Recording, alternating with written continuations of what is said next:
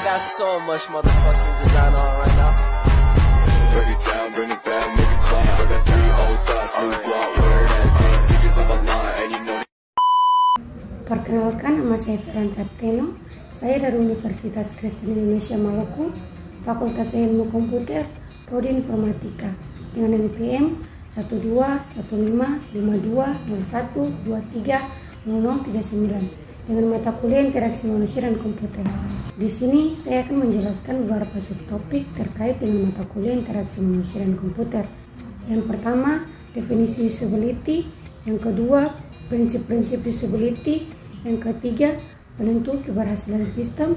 Yang keempat, komponen penentu daya guna. Yang kelima, menguji daya guna. Dan yang keenam, daya guna heuristik. Oke, kita langsung saja masuk pada subtopik yang pertama, yaitu definisi usability.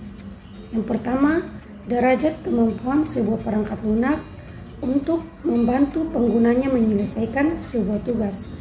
Yang kedua, tingkat produk dapat digunakan yang ditetapkan oleh user untuk mencapai tujuan secara efektif dan tingkat kepuasan dalam menggunakannya. Yang kedua, prinsip-prinsip usability. Prinsip usability adalah prinsip atau bakat, kemampuan, dan ketangkasan yang dapat dipergunakan dalam pembelajaran, perusahaan, dan dalam diri manusia sendiri. Untuk mencapai sebuah usability yang baik bagi para pengguna, dibutuhkan 4 prinsip yang paling mendasar, yaitu learnability, flexibility, robustness, dan attitude. Yang ketiga, penentu keberhasilan sistem. Terbagi atas 3, yaitu berguna atau useful, yang kedua dapat digunakan atau usable, dan yang ketiga digunakan atau used. Yang keempat, komponen penentu daya guna.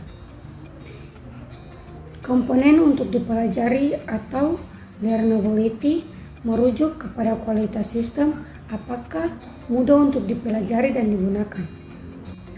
Yang kelima, menguji daya guna. Proses untuk mengukur karakteristik interaksi manusia komputer dari sebuah sistem. Yang pertama, untuk mengidentifikasi kelemahan-kelemahan antarmuka sehingga perancang dapat memperbaikinya secara tepat. Menguji daya guna terbagi atas 2, yaitu yang pertama, sistem yang berdaya guna. Poin pertama, mengurangi biaya pelatihan. Yang kedua, support konsum. Yang ketiga, meningkatkan kepuasan pengguna. Yang kedua, cara uji kebergunaan. Poin pertama, pemilihan kartu. Yang kedua, evaluasi heuristik. Dan yang ketiga, evaluasi uji skenario. Yang keenam, daya guna heuristik. Daya guna heuristik terbagi atas 10 poin. Yang pertama, dialog sederhana dan alami. User interface mestilah seringkas mungkin dan bersifat natural dialog. Yang kedua, berbicara dengan bahasa pengguna.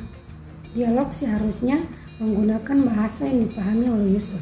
Yang ketiga, mengurangi beban ingatan pengguna. User tidak seharusnya dibebani untuk mengingat atau menghafal pada saat berinteraksi dengan sistem. Yang keempat, konsisten. User interface yang konsisten terlihat dalam menampilkan suatu interface yang menghindarkan user dari kesalahan saat menggunakan suatu perintah atau fungsi untuk pertama kali. Yang kelima, sistem timbal balik. Sistem sebaiknya memberitahu pengguna atas segala aktivitas yang sedang berlangsung atau status sistem. Yang keenam, jalan keluar yang jelas.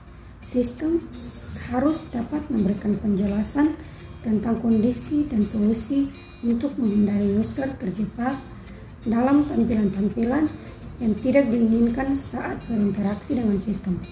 Yang ketujuh, jalan pintas. Berguna untuk membantu user agar dapat menggunakan berbagai fungsi dengan mudah. Yang kedelapan, pesan kesalahan yang baik.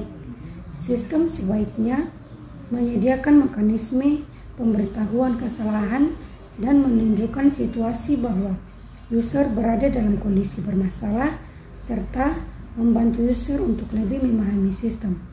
Yang kesembilan, mencegah kesalahan. Sistem interface yang baik harus mampu membuat user menghindari kesalahan.